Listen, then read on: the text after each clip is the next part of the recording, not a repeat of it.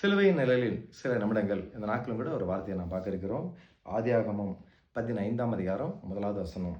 இந்த காரியங்கள் நடந்த பின்பு கர்த்தருடைய வார்த்தை ஆபிராமுக்கு தரிசனத்தில் உண்டாகி, அவர் ஆபிராமே, நீ பயப்படாதே, நான் உனக்கு கேடகமும் உனக்கு மகா பெரிய பலனுமா இருக்கிறேன் என்றார். பிரியமானவர்களே, இன்னைக்கு ஆண்டவர் நம்மோடு கூட பேசக்கூடிய வார்த்தை, நீ பயப்படாத, நான் உனக்கு கேடகமா இருக்கிறேன், நான் உனக்கு மகா பெரிய பலனுமா இருக்கிறேன் அப்படின்னு இன்னைக்கு நம்மளையும் பார்த்து ஆண்டவர் சொல்லிக்கிறார். பிரியமானவர்களே, இன்னைக்கு நம்முடைய வாழ்க்கையில பிசாசு கொண்டு வரக்கூடிய ஒரு பெரிய ஆயுதம் என்ன? பயம். நாளைக்கு நம்ம என்ன செய்ய போறோம்னு தெரியலையே, இவ்வளவு தேவையில் இருக்கிறது, நம்ம என்ன பண்ண போறோம்னு சொல்லி அங்கலாய்ப்பு, தவிப்புகள், இவ்வளவு கடம்பச்சனை இருக்கிறத அநேக காரியம் குறித்து பயத்தை உண்டு பண்ணி கடைசியில் தற்கொலைக்கு நேராக கொண்டு போயிருதான்.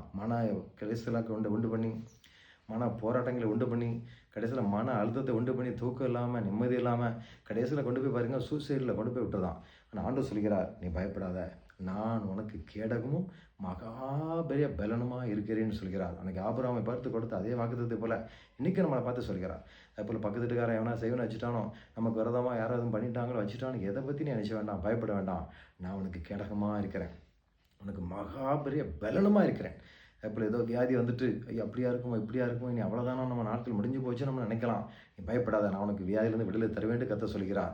உன் பக்கத்தில் 1000 பேரும் வலது பக்கத்தில் 16 விழுந்தாலும் உன்னை அணுகாது. நீ சத்துருக்களை குறித்தோ யாரை குறித்து நீ கவலைப்பட வேண்டாம், பயப்பட வேண்டாம், நான் உனக்கு கேடகமாக இருப்பேன், மகாபிரிய பலனுமாக இருப்பேன், நீ பயப்படாதே என்று கத்த சொல்கிறார். அந்த ஆண்டவர் உங்களை கத்தர் அப்படியே ஆசீர்வதிப்பார். அடுத்ததாக அந்த ஆபிரகாம் ஆண்டவர்கிட்ட கேட்குறாரு, ஆண்டவரே எல்லா வாக்குத்தத்தமும் கரெக்டு தான், ஆனால் அடியனுக்கு என்ன தருவீர் அப்படின்னு சொல்லி அவன் கேட்குறான். அவனுக்கு அந்த நேரத்தில் என்ன இல்லை, குழந்தை இல்லை. கத்தர் பாருங்க, வானத்தை நட்சத்திரங்க போல அவனை பெருக பண்ணுவேன் அப்படின்னு சொல்லி வாக்கு கொடுக்குறார். அதே போல் இன்றைக்கும் நீங்கள் அநேக தேவையோடு இருக்கலாம், எல்லா வசனமும் கரெக்டு தான்பா, ஆனால் எனக்கு இந்த தேவை இருக்குது, நான் என்ன செய்ய போகிறேன் அப்படின்னு அங்கலாய்த்து கொண்டிருக்கலாம்.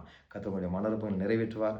அன்னைக்கு ஆண்டவர்கிட்ட கேட்குறான், அடி எனக்கு என்ன தருவீர்? அதே போல் கத்தர் கொடுத்தது போல் உங்களுடைய வாழ்க்கையிலும் கூட நீங்கள் என்ன நோக்கத்துக்காக ஜெபிக்கிறீங்களோ கத்தர் நிச்சயமாக தருவார். குழந்தை பாக்கியமா, திருமண காரியமா, கடன் பிரச்சனையா, பிள்ளைய படிப்பா, வேலையா, கத்தர் எல்லாத்தையும் நிச்சயமாக தந்து உங்களை ஆசீர்வதிப்பார். கத்தர் நாம மயப்படுவதாக. ஆமீன், ஆமீன்.